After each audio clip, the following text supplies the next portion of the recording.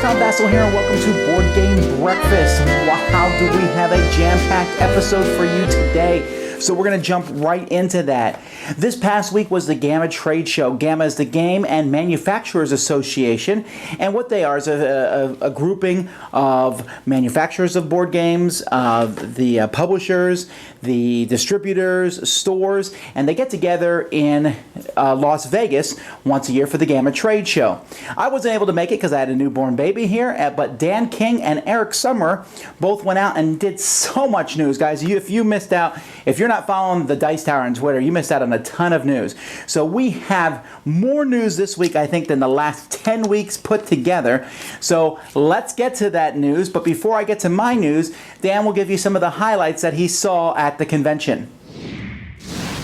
Hello, my friends. It's the Game Boy Geek here. I'm just back from GAMA, and I want to tell you about a few games that really made its impression on me that I got to play while I was there. First one from Bezier Games called Castles of Mad King Ludwig. You might be familiar with Suburbia that they came out with. This game has some similarities to that, where there's some tiles coming down over time and they're getting cheaper and people are buying them up.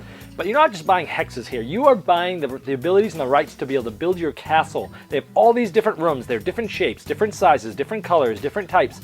Putting them in different areas or putting them in different side by side with other rooms will gain you different interaction and different points. Also, for example, if you put the garden like maybe way at the end, if he can see out, the king can see out through the castle that way, then you get extra points. It's interesting ways to make the castle. There's also some end game goals. It looks really cool, and that's coming out around the Essen time frame probably. Also, all these time frames, don't quote me, this is just what I heard maybe right around now. The next one is Up from Mayfair Games. This is the expansion to Lords of Vegas. If you like Lords of Vegas, this is a no-brainer. I got to play a whole game with this. It adds 5 or 6 players now you can play with, which we played with 5. And now if you get stuck in the corner, you can build up.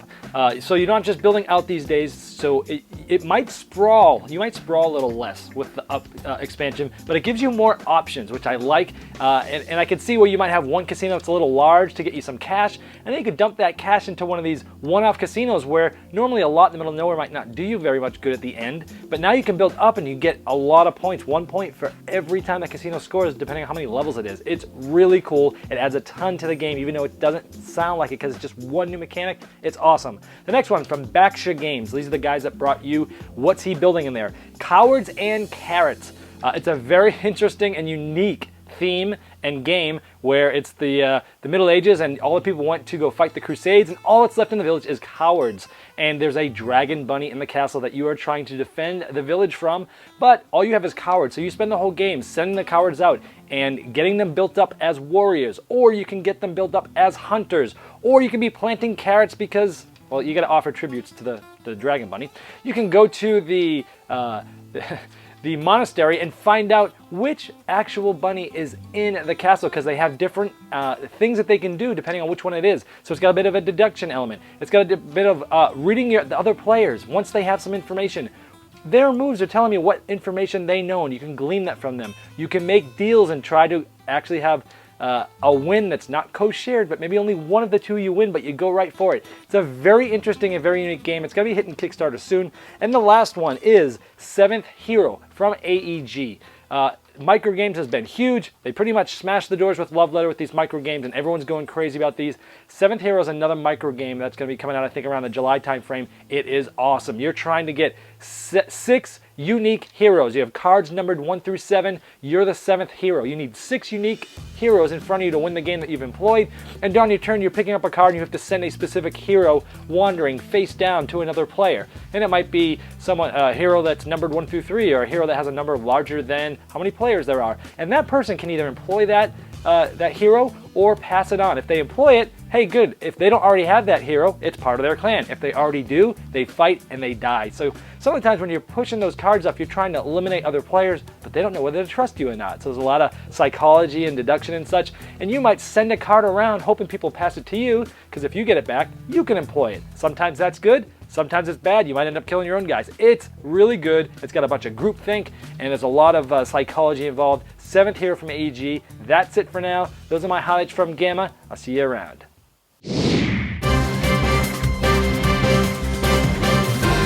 And And the rest of the news, some of it from the GAMA trade, some from elsewhere.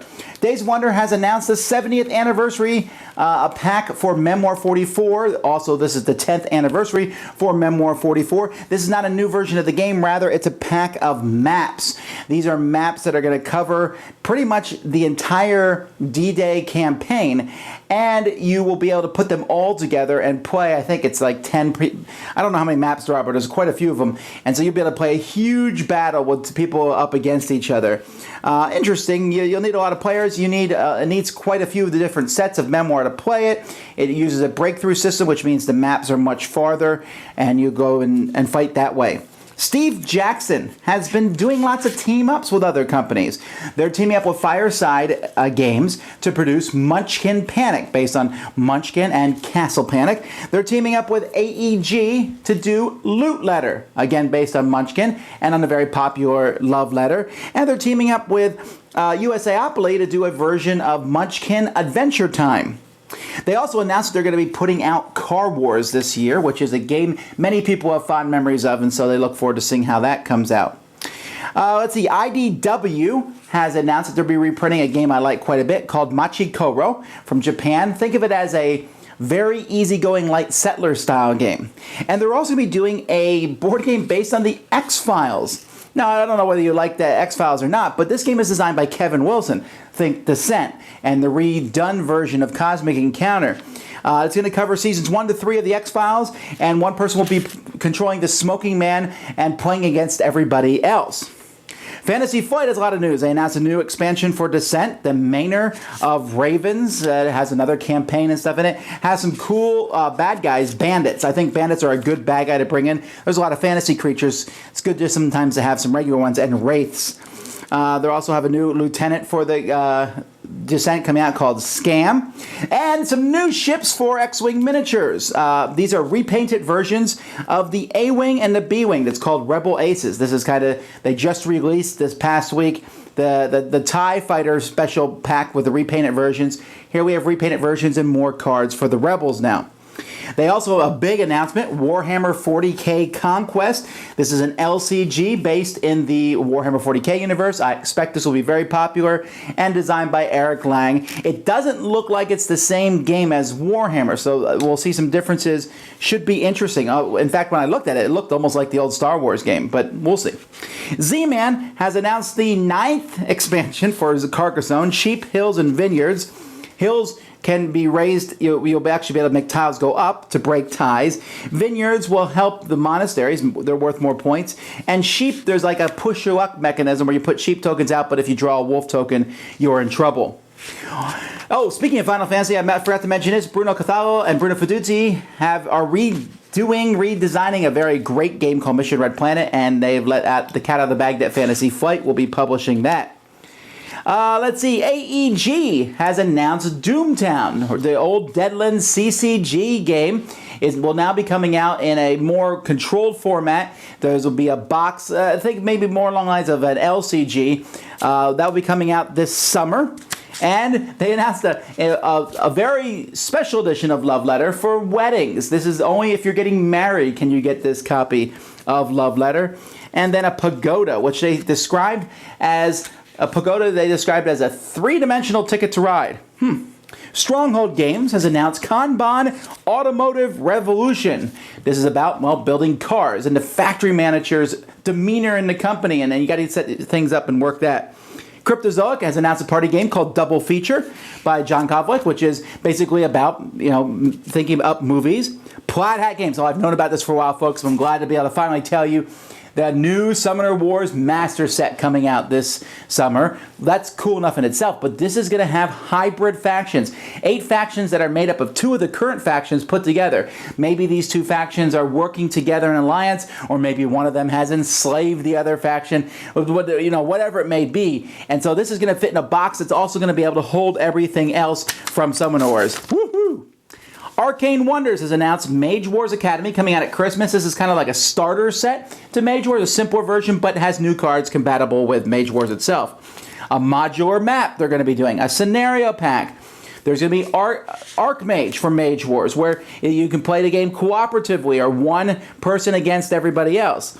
And then more mages on the way, an alternate Force Master and Wizard. And then two new mages, the Paladin and Siren. Very excited about the Paladin.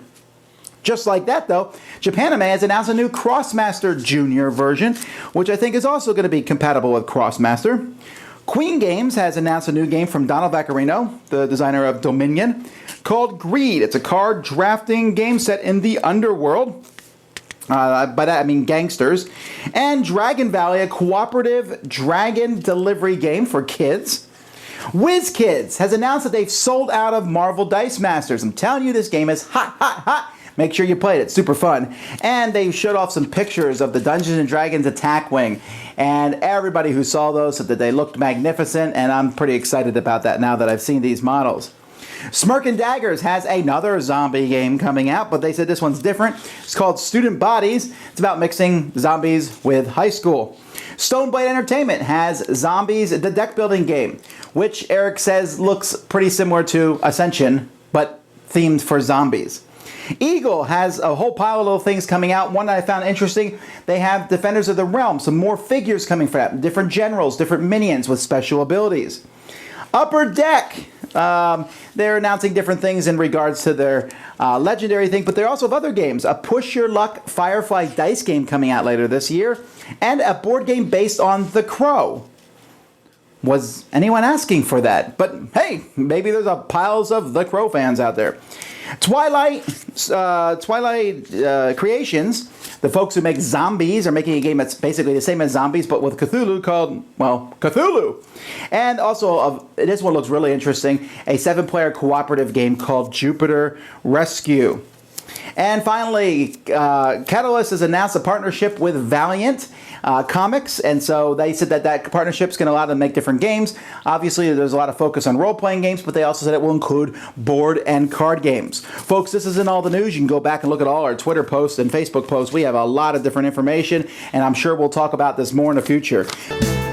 Well, thank you, Nick, for that. Folks, as you can see, there is a huge pile of games that I'm getting and playing, and we'll be talking about some of them this week and some of them in weeks to come. So this is something that you can look forward to coming out this week. Also on Dice Tower, where I sit and talk to Dan and Eric about what they saw at GAMA Trade Show, and Sam and Z invade, and we talk about different things there. Speaking of the GAMA Trade Show, Dan took a lot of video there, and so I'll be putting up several videos about that this week that will take the place of some of the reviews that we normally put up. And we have a Board Game University coming out, where me and Richard Bliss have a very spirited discussion on Kickstarter. And of course, there's a whole bunch of other podcasts in the Dice Tower Network, and you can find out all about them at dicetowernetwork.com. One of those podcasts, Snakes and Lattes, is from Canada. Let's go check their store out. Hey Internet, welcome back to Snakes and Lattes. In the past, you've seen me and my colleagues talk about specific games, but today I wanted to introduce you to the library in general. We have, according to Spielbox magazine, North America's largest publicly accessible board game collection. And when people come into Snakes and Lattes for the first time, they usually have one of two reactions. There's so many. Or, oh my gosh, they've got Fireball Island, they've got Thunder Road, they've got Alien Frontiers, they've got Twilight Struggle, they've got Crack the Case! But that's where the gurus are here to help. We are here to help you find exactly the right game to play. Now, one of the ways we've done that is by categorizing the library. Over here, we've got our strategy section. This is where you're going to find your Le Havres, your Calyces, your more heavy-duty games. And then, right behind me, we've got the light strategy section. Your Chins, your Hey That's My Fishes. These light games that don't take a lot of effort to get into. Then we go into the children's games. This is where most people are going to see stuff they recognize. Your Monopolies, your Risks, your Strategos, but also some really quality kids games from HABA and other European companies as well. Then we've got word games, abstract games, so stuff that's closely related to chess, checkers, and backgammon. And then, next door, come for a trip. Over here, we've got trivia games and party games. Again, another area where people are going to find stuff that they're very familiar with, as well as some new treats that they don't know. And finally, one of the most important sections we have is the new arrivals shelf. This is where games live when they're brand new or when they're still sort of finding their legs and we haven't decided whether they're going to make it into the library's general population or if they get doomed to live upstairs in the archives.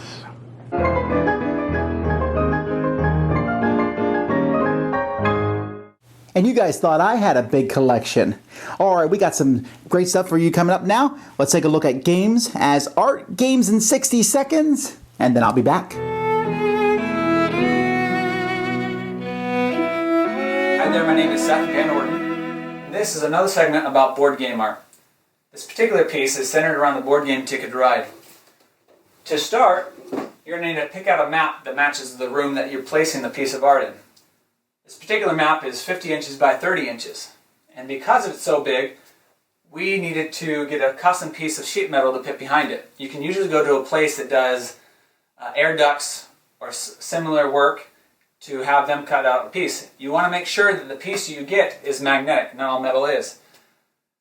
It's not really that expensive, but a big piece like that will cost around $50. Then we attach the map to the piece of metal using Scotch Super 77 multi-purpose and spray adhesive. We sprayed it to the back of the map and the front side of the sheet metal. You want to get a piece of sheet metal that's slightly bigger than the map because you only get one shot to place down that map because of the glue that's on both sides. And then you can then trim it down to size using some tin snips. Then you'll pick some Ticket to Ride pieces. Some people have multiple copies. Pick whatever color of pieces you want to use. And then you'll attach magnets to the inside of these pieces using some super glue so that they can stick and be moved around. We have currently placed them according to places we've lived. We use Scrabble pieces to say that the green is me, the blue is my wife, and black is where we both live together. Now you can do whatever you want with them. You can just have kids play with them, help them learn their states and so forth. With a map this size, you probably will have to get a custom size frame, a little bit more expensive, but all things considered, it's a fairly cheap piece of art. Hope you enjoyed this, and hopefully it'll give you more ideas for how to decorate your game room. Thanks. Belfort. An area control worker placement style game for 2 to 5 players. You start the game with a crew of elves and dwarves that go to work for you. They can be sent out to gather wood, stone, metal, and gold. You use these to build building cards. They can also be placed on planks that are on the board and on card buildings you built earlier. You can also use elves and dwarves to recruit more of them and use them to change turn order. Gnomes are the keys to unlock many special abilities on the cards, like making elves super elves that collect double resources. There are special guilds on the board that give a lot of resources or cause interaction between players. When you build a card, you place a property marker on one of the districts matching that building type. 3 times during the game, you score victory points for having the majority in each district. Also, you scored majority for having the most elves, dwarves, and gnomes. The player with the most points after the third scoring wins. This is a lovely, beautiful game. You can choose to make the game more or less interactive, depending on what type of guilds there are. Easy to learn, takes time to master. It has lots of funny text and cute images to remind everyone just to have fun. Out of 5, we give this game a 5! When I teach games, one of the things that I really think is important to do, and I think that you should do when teaching a game, is to start at the end. By this, I mean you need to explain to players what the goal of the game is. When I get a rule book and I'm looking through that rule book trying to figure out what to do, I want to know what the goal of the game is. What is the goal of the game? Is it to have the most of these pieces? Is it to get the most points? Is it to conquer this area? Is it to take this person out? See, when many games are explained, it sounds sometimes like this. Well, you need to collect cards here, and you draw cards this way, and this is another way to get cards, and you'll use these cards to get these resources, and these resources will help you move up on the Palooka track, and they also help you on the Venetian track, and if the Palooka track and the Venetian track are here, you can move these pieces. That can be awfully confusing to people, but if you start at the end and say you are doing all this because whoever is highest on the Venetian and the Palooka track combined is the winner of the game. And people go, oh, that makes more sense now. So now everything that you mention as the game progresses helps them. It could just be a single line. You're trying to have the most points here. or we're trying to kill Bob. Whatever you can have a short thing, but it helps as you progress through the game, and it helps whether the game's abstract or thematic. As we say, we do this. Okay, we do this because that helps us get here, which helps us get to that goal. I do this because it helps me directly at the goal. I do this because it prevents Jim over there from getting the goal. Try to get towards that goal. And so one of the best tips, I'll play games with people, and at 5-10 minutes in the game, I say, what's the goal? What's the point of this game? Please tell me, because that will help me understand so much more. So folks, here's my tip for you. Start at the end. It's a bit counterintuitive, but it will work and help people understand the game better. Speaking of helping other people, let's get back to the next part of building a game group. Then we'll take a look at an iOS game.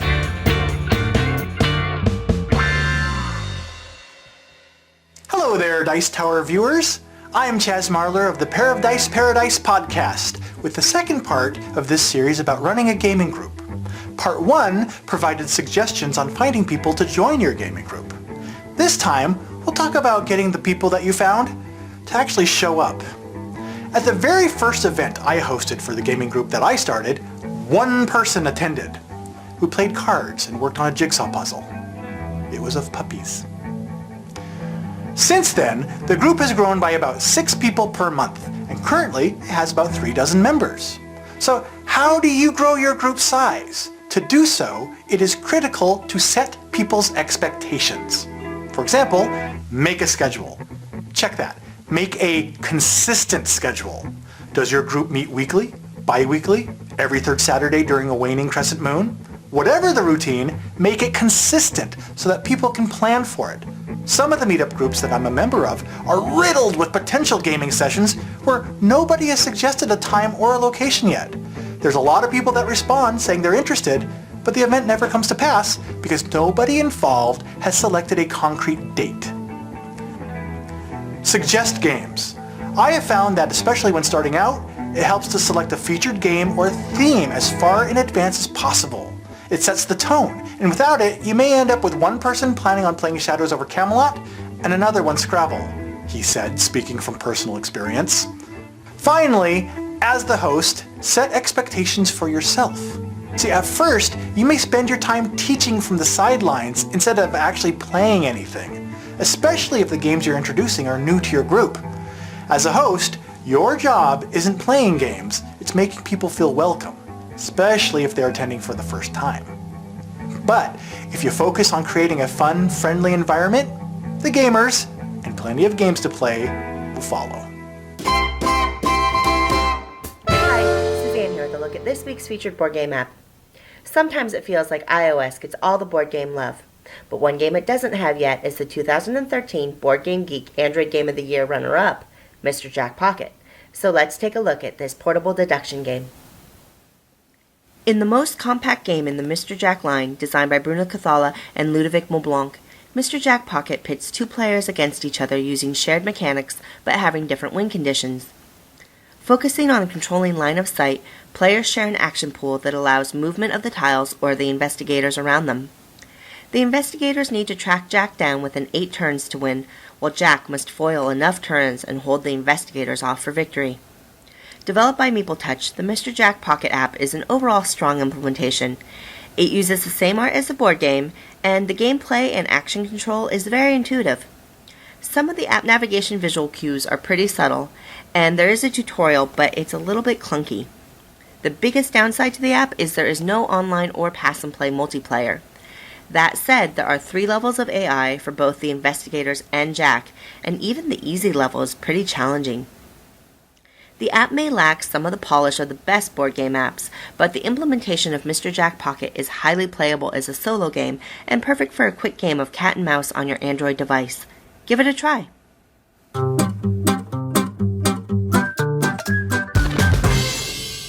Hey folks, we spent so much time in the news, I don't have a lot of time to think today. So let's get to something very small that was in the news. And that was Steve Jackson Games, where they have Munchkin mixed with Castle Panic is Munchkin Panic. Munchkin mixed with Love Letter becomes Loot Letter. Munchkin mixed with Adventure Time is Munchkin Adventure Time. And I already can see the people out there going, no!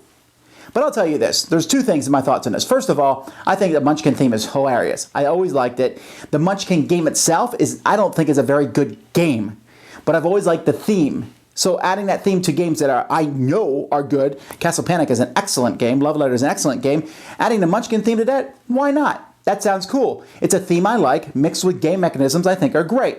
But the second one is this. I think it's fantastic that the Munchkin audience is going to have these other games at their disposal now. Munchkin people who would never taken a look at Castle Panic now will, because there's a Munchkin version of it. And the more people who come into the hobby, the better. Now, that's kind of a different rant. I just read somewhere someone said that why do we want more people in the hobby? Why wouldn't we want more people in the hobby? Anyway, it's a different rant. But I think that the Munchkin and other, when these cross themings happen, that's why I want licensed games to be good. Because if a licensed game is good, it will bring folks in the hobby who haven't played before. Then they'll discover, wow, these games are great. And they'll stay for the other board games too. So this Steve Jackson mixing with the other companies, thumbs up from Vasel. And let's see, we're almost near the end show. We have some new reviewers coming on the Dice Tower, the Board Game Knights. Here's a little bit of an introduction to them, and you'll see more of them this week. Hi there, welcome to Board Game Nights. I'm Christoph Schrader. And I'm Sam Gillespie, and we're here to do an introduction to abstract board games. Abstract strategy games often feature very little theme, but very deep mechanics. For instance, in the ancient game of chess, you play the role of a commander moving troops around a battlefield against an opposition. But when you actually play the game, it's nothing like that. Every piece has their own different movement patterns and things like that, so you don't actually feel like that theme is very strong. Other notable abstract strategy games include things like checkers and Go, and Chinese checkers even, for instance. And these ones are very simple games, very portable, very light, very fun, and heaps of strategy to them. People play them professionally even, whereas you don't see that in a lot of other games. Now, while chess is a very classic abstract games are still being made to this day. I'd like to point out Hive, a game buzzing with possibilities. The object of Hive is to ensnare the other player's queen bee, using these other coloured insects. They all do different things, so you'll try and figure out what's best to do to ensnare the other player's queen. Now, this game is about 5 minutes to learn and about 5 minutes to play, so it's very quick and easy to learn, but it's very hard to master. There's also very few pieces in abstract games, so they're normally cheap to buy and very portable, always a good option. Abstract strategy games appeal to gamers both young and old with their simplistic design and mechanics. These pieces look absolutely gorgeous on anyone's shelves, and they're absolutely a joy to play with. Abstract strategy games also feature very little in the way of luck. They're very strategic games, which means that when you win them, you feel like you've earned that victory. But some players might find this a little bit intimidating because better players are almost always going to win in an abstract strategy game. So that wraps up our look at abstract games. We hope to review a few other of these abstract games here on the Dice Tower. Enjoy the rest of your board game breakfast.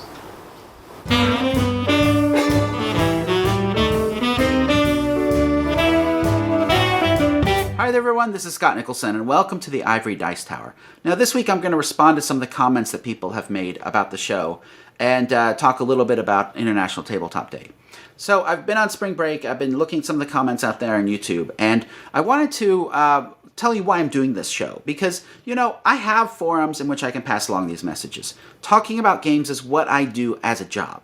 So I really don't need a time where I'm doing this for free that takes up some of my time I could be spending, you know, traveling and professing and grading and all of that. But what I've noted in teaching my classes about board games and about games, motivating through games, is that people who come to my classes who have a background in tabletop games tend to pick up the concepts of how games affect people quite quickly. Because we spend a lot of our time when we play games, we play them in the presence of other people, and we get to see the impact that games and play can have on other people. And those folks, their minds are open to saying, you know, you can actually use those same things that motivate you at a tabletop game to motivate people in life.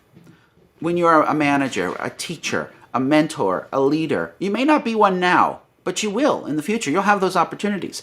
And you can use games and play in order to help get people engaged in something that's going on. So what I'm talking about as I talk through different sorts of gamification, you may say, well, that's not related to board games. No, it's not. But what it is doing is it's putting some tips in your head so that sometime in the future, you may find yourself in a position where you say, you know, I could use a game element here to make a difference. And that's why I'm doing this, because I want to help you all make a difference in the world. I don't want to sit around and just talk about the newest Dominion expansion or make Kingdom Builder jokes, do something superficial. I want to do something that actually has a chance to make a difference out there.